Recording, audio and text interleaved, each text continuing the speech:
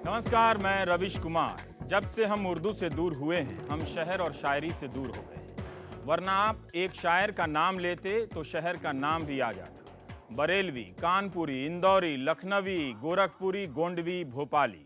शेर से बड़ा और असरदार कोई पॉलिटिकल स्लोगन नहीं होता। जब भी शायरी सियासी होती है, शहर में शांति आ जाती है।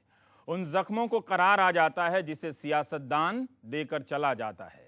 मैं बात दिल बहलाने की नहीं कर रहा, दिमाग को समझाने की कर रहा हूं। सांप्रदायिकता एक रोग है। ये वो रोग है जो दवा को ही कहता है तू भी तो बीमार है। लेकिन शायरी ने कभी इस दवा को नहीं छोड़ा। तो हम चाहते हैं कि बात शायरी पर हो, सियासत पर हो और मुनव्वर राना पर हो। एक आंसू भी हुकूमत के लिए खतरा है, तुमने देखा नहीं आंखों का समंदर होना। आज एक ऐसे शायर से मिलना है जिसकी जुबान पर महबूब के पांव की खामोशी नहीं रहती, कान छिदवाती गरीबी रहती है, टाट में शान से गरीबी रहती है। मुनव्वर राना की महबूबा कोई पर्दा नशी नहीं है, बल्कि वो माँ है जो हम सब की है।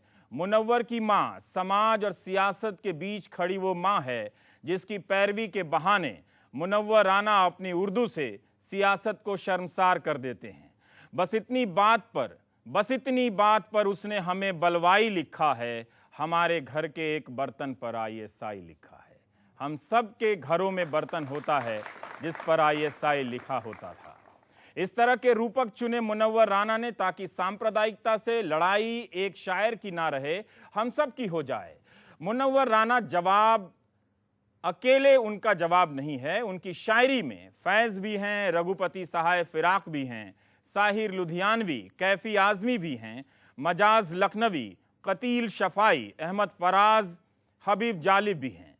इन सभी की शायरी के सफर का एक नया पड़ाव है मुनव्वर राना। बदन में दौड़ता सारा लहू ईमान वाला है, मगर जालिम समझता है कि पाकिस्तान वाला है।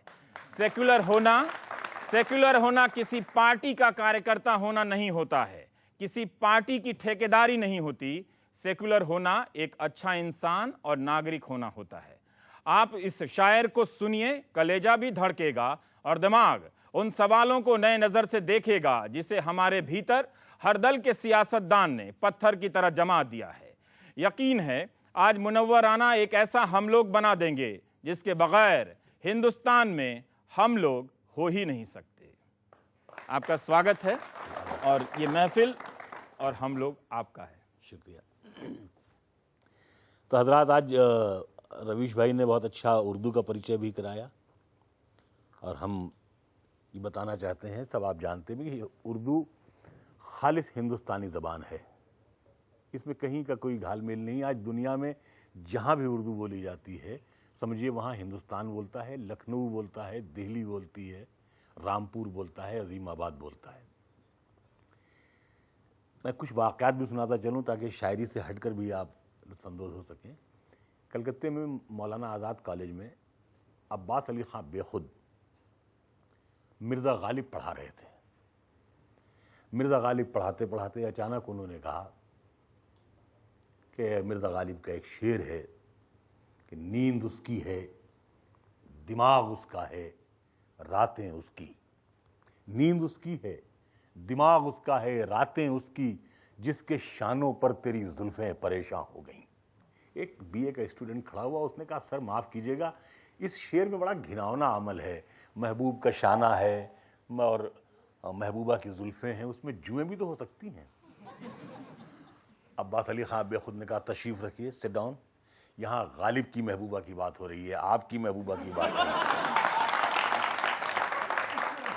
तो जो शायर की जो महबूबा होती है, उसका जो तसव्वुर होता है वही बहुत अलग होता है। महबूबा से उर्दू गज़ल में, गज़ल के माने यही है महबूब से बातें करना। यही मैंने सीखा था, यही सिखाया गया था। लेकिन कुछ तो रायबरेली की मिट्टी के एहतिजाज का असर, उस पर बंगाल की मिट्टी, बगावत ज़दा मिट्टी जो है, उसमें मैं इतना रोल दिया गया कि मैंने सोचा कि जब एक मामूली सूरज शक्ल की औरत मेरी महबूबा हो सकती है, तो मेरी माँ मेरी महबूब क्यों नहीं हो सकती।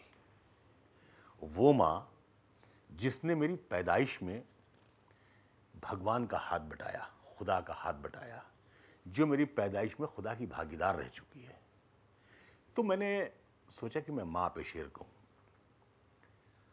लोगों ने कहा कि नहीं साहब, गजल के माने तो महबूबा ही के हो सकते हैं। Do you have the NDTV Profit app? All the markets, all the news and your own homemade, ready-made portfolio available there for you. We will right now answer what you should sell, what you should buy when markets are down. Download at ndtvprofit.com/apps. Get the best app from the channel you trust.